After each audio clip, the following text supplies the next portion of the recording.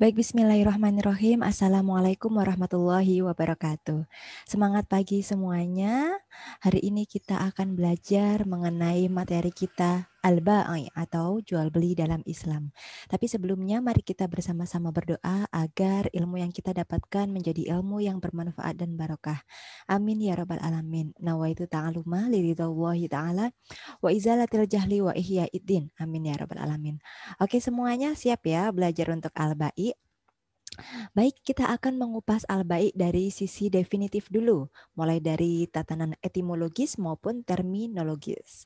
Kalau kita melihat secara etimologinya, adik-adik sekalian, dia berasal dari ba'ahu. Ba'ahu ini artinya ia menjual sesuatu, atau mabi. Mabi itu sudah berbentuk bendanya ya, atau barang dagangan, atau al-biya'ah yang kita kenal dengan istilah komoditas seperti itu.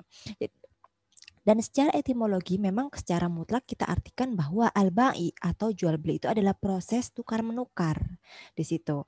Nah, ketika secara etimologis kita artikan sebagai suatu tukar menukar, maka terminologisnya ada beberapa pendapat mengenai tukar menukar ini. Apa saja yang dapat ditukar di dalam al-ba'i ini?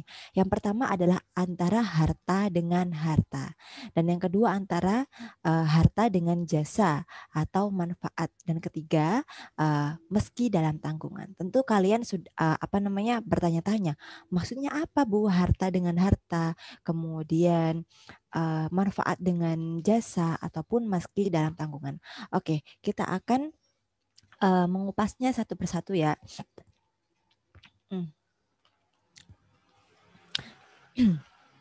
Maaf. Jadi kalau seumpama tukar menukar antara harta dengan harta itu sebagaimana kalau seumpama ada seseorang ingin menjual hartanya. Harta itu apa sih? Bukan melulu uang ya, tetapi juga emasnya atau peraknya atau sesuatu yang bersifat seperti bahan pokok, jagung, kemudian nasi atau kurma, garam itu harta. Itu termasuk al-mal. Kemudian yang lainnya barternya dengan harta yang ia miliki seperti itu. Misalnya kalau seumpama yang konvensional ataupun sehari-hari kita lihat ada di dalam toko kelontong seseorang menukarkan uang yang ia miliki untuk membeli beras dimakan sehari-hari. Itu sudah masuk ke dalam tataran pertukaran antara harta dengan harta. Ataupun kalau seumpama kita masuk kepada tataran jasa atau manfaat, nanti kita akan bahas lagi ya untuk ini dalam bab ijarah secara spesifiknya. Tetapi ketika kita membahasnya tukar menukar, ini juga bisa jadi antara jasa yang ia tukarkan dengan hartanya seperti itu. Kemudian bisa juga dalam konsep meski dalam tanggungan. Jadi memang hartanya ini masih di dalam jaminan seperti itu. Dan kemudian ketika misalnya ada seseorang yang akad pokoknya itu sebenarnya pinjam meminjam dengan jaminan. Kemudian setelah ia tidak mampu untuk melunasi hutang tersebut, kemudian waktu akad pertama itu sudah ada akad bahwa nanti akan dilelang ataupun dijual. Ini kan pasti ada akad pertukaran. Jadi meskipun dia merupakan suatu jaminan yang mana ini merupakan milik orang yang berhutang tadi, dia bisa sudah diperjualbelikan oleh orang yang memberikan hutang tersebut. Inilah dalam konsep al-ba'i itu, yang mana penekanannya adalah proses tukar menukarnya. Kemudian bagaimana rukunnya? Rukunnya ini sangat simpel ya kalau dalam ba'i ini seperti biasa ada akidain. Akidain ini adalah dua para pihak baik pembeli ataupun penjual. Yang mana pada konsepnya mereka itu harus balik, berakal sehat, rosyid. Rosyid ini pintar. Dalam artian di sini memayis tahu mana yang baik, mana yang buruk seperti itu untuk membedakannya. Kemudian ia juga tidak terkena larangan untuk melakukan transaksi seperti itu. Misalnya saja dia orang gila kan, orang gila kan berarti terkena larangan karena dia tidak waras ya, tidak bisa melakukan tidak bisa membedakan mana yang baik dan buruk untuk dirinya. Tentu saja untuk jual beli pun demikian, ataupun anak kecil. Nah, ini masih terkena larangan kecuali kalau ia diizinkan oleh walinya. Kemudian yang kedua mengenai rukunnya adalah ma'qud alaih. Ma'qud alaih ini adalah bendanya. Untuk ketika suatu ada tukar menukar, di situ ada yang ditukarkan kan. Inilah yang disebut dengan ma'qud alaih. Baik itu milik dari penjual dan pembeli atau sebaliknya. Kemudian yang terakhir adalah siyaghah. Seperti biasa, siyaghah ini isinya adalah ijab dan qabul. Ada pernyataan dan ada jawaban atas qabul tersebut. Oke. Kemudian apa landasan hukum dari al-bai ini atau jual beli di dalam Islam ini? Di sini saya sebutkan dua ayat. Yang pertama ayat yang sering sekali kita lihat di ekonomi syariah ya. Wa ahallallahu al-bai'a wa harramar riba. Ini disandingkan dengan riba. Memang benar-benar jelas sebenarnya mana yang baik dan mana yang riba. Kenapa? Karena di Al-Baqarah 198 ini dijelaskan laisa alaikum junahun an tabtaghu fadlan min rabbikum. Tidak ada dosa bagimu untuk mencari karunia atau rezeki hasil perniagaan dari Tuhanmu. Seperti itu. Memang kalau seumpama di dalam jual beli kita ada profit dan itu diperbolehkan seperti itu. Karena tidak ada dosa bagi kita untuk mencari profit di dalamnya. Seperti itu. Sebagaimana yang disebutkan dalam ayat kedua ini. Kemudian bagaimana syarat sahnya? Nah, biasanya adik-adik sekalian kalau kita berbicara mengenai syarat sah, ini para ulama berkutatnya pada ma'qud alaih dan akidennya. Ma'qud alaih itu apa? Objeknya. Kemudian akiden itu apa? Orangnya. Kita akan kupas satu persatu mulai dari ma'qud alaihnya. Ma'qud alaih yang pertama, dia harus ada saat terjadinya transaksi. Jadi memang ma'qud alaih itu memang harus ada. Nggak boleh kalau seumpama kita menjual misalnya, saya lagi benar-benar butuh uang dan sapi saya ini sedang hamil seperti itu. Karena sapi saya ini nantinya membantu saya untuk pekerjaan sehari-hari. Gimana kalau saya jual ke kamu anaknya yang dalam kandungan ini kayak gitu. Nah, kita tidak bisa seperti itu karena kita belum tahu dan kita belum memilikinya kan anak sapi itu apakah nanti terlahirnya hidup atau mati seperti itu. Jadi belum ada saat transaksi. Kemudian berupa harta yang bermanfaat tentunya. Jadi bukan sembarang harta ya. Kalau semua dia tidak bermanfaat, ya tidak boleh kita jual belikan seperti itu. Kemudian dia menjadi hak milik dari penjual maksud saya seperti itu.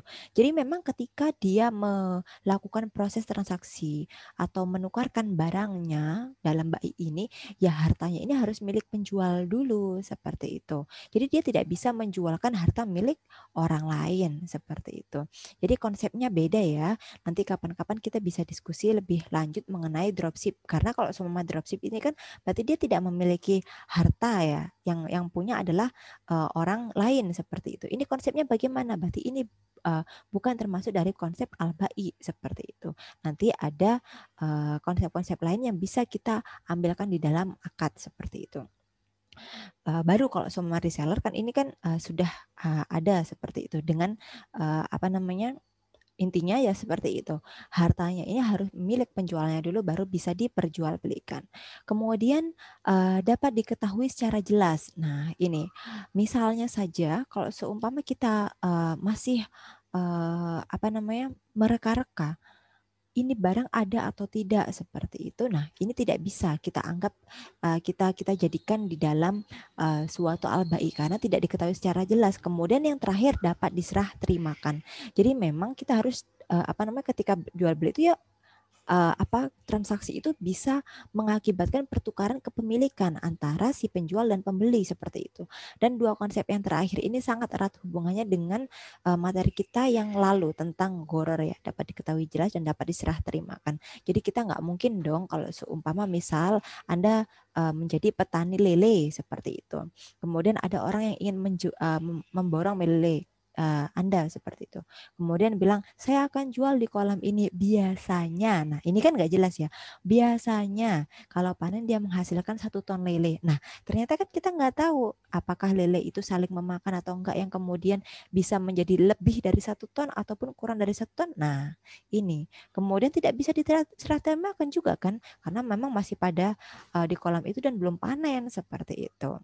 Jadi ketika hal-hal ini tidak ada, maka hukumnya adalah tidak sah. Bahkan ada tambahan 3 poin dari Maliki dan Syafi'i yang mana kalau seumpama benda atau ma'qud alaih itu harus suci. Jadi tidak boleh kita menjual barang-barang najis seperti itu. Seperti apa kalau kita dalam Islam tahu bahwa babi, bangkai, anjing itu kan barang-barang yang najis. Jadi tidak boleh kita jual beli memperjualbelikannya seperti itu. Kemudian tidak dilarang. Nah, misalnya apa?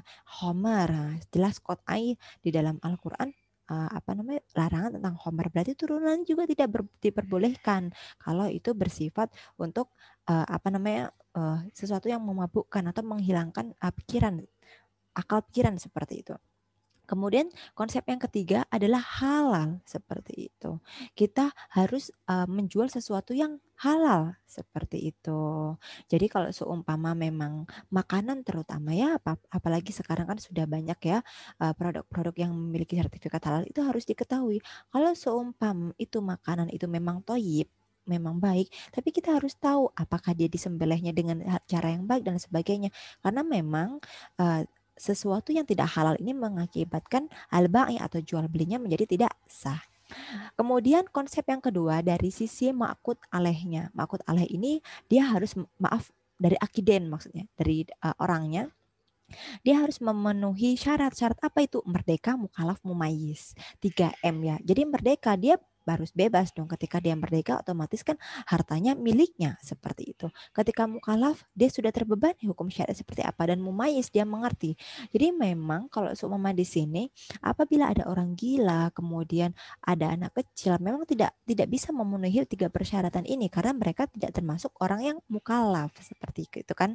Dan mereka juga akhirnya tidak mumayyiz. Bagaimana? Akhirnya yang melakukan proses transaksi harus diampukan oleh walinya. Dan yang kedua adalah kemauan sendiri. Jadi tidak bisa kita memaksakan seseorang untuk menjual atau membeli sesuatu tanpa kemauan sendiri atau dengan paksaan. Nah, selain adanya syarat sah, di sini kita juga ada namanya konsep syarat sohih dan fasid.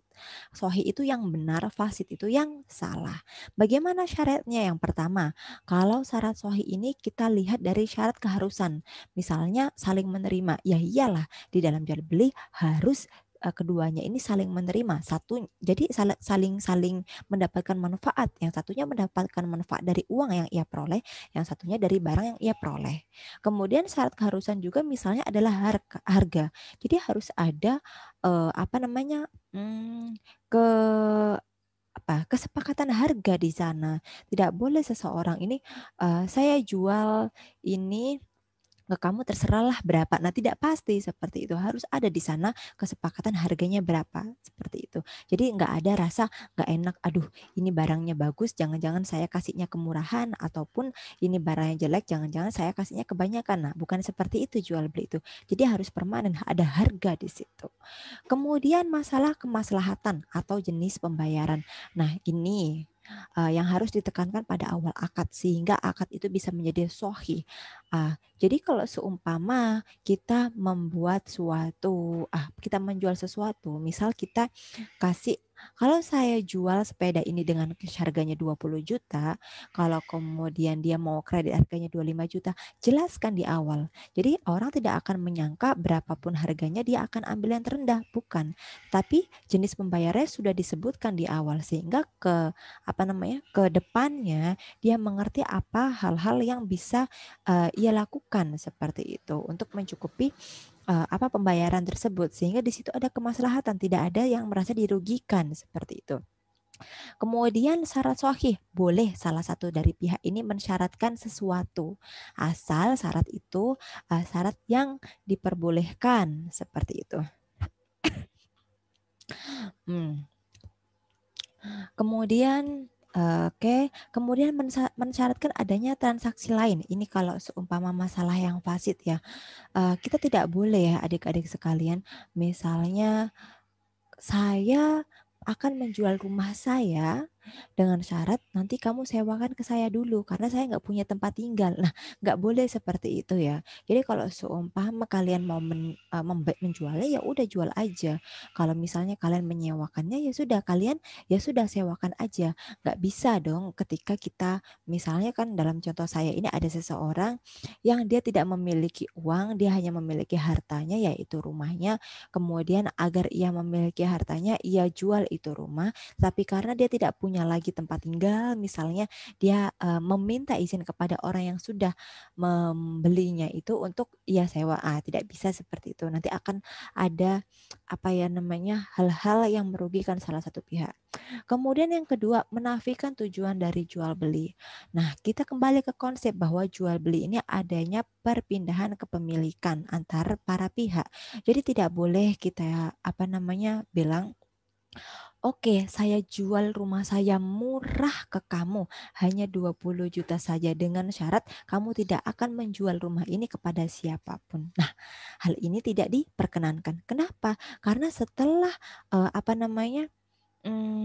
barang tersebut berpindah kepada di tangan pembeli, ini merupakan semata-mata adalah hak dari pembeli untuk diapakan itu harta terserah dia seperti itu.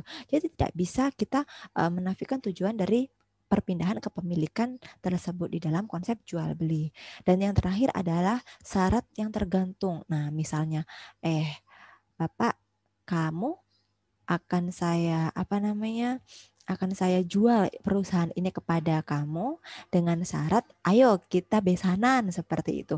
Wah, tidak bisa seperti itu. Kalau seumpama nggak besanan, nggak jadi dong jual belinya. Nah, syarat-syarat yang seperti inilah yang tidak diizinkan seperti itu ya. Kemudian, nah ini syigoh jual beli. Syigoh kita ingat ya, syigoh itu adalah ijab dan qabul.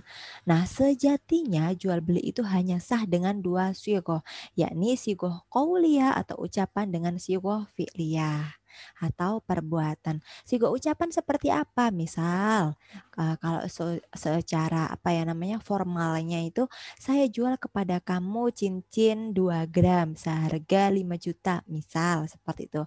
Kemudian qabulnya, baik saya terima cincin ini dan saya berikan kamu 5 juta seperti itu.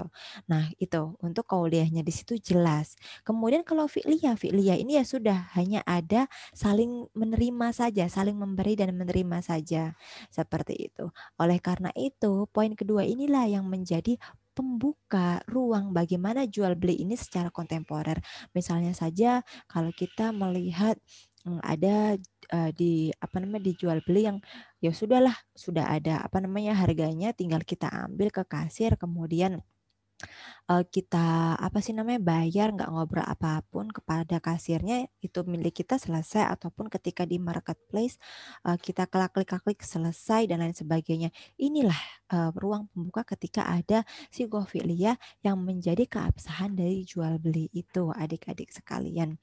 Karena sejatinya diperbolehkan, ataupun ketika seseorang ini memiliki kelemahan dalam fisiknya, misalnya tunawicara, dia nggak bisa bicara, gimana orang benar-benar dari dari dirinya nggak bisa bicara, tunawicara seperti itu, ya bisa selagi dia ini mumayyiz, mengerti mana yang baik dan buruk bagi dia tidak butuh seseorang untuk mewakili transaksinya.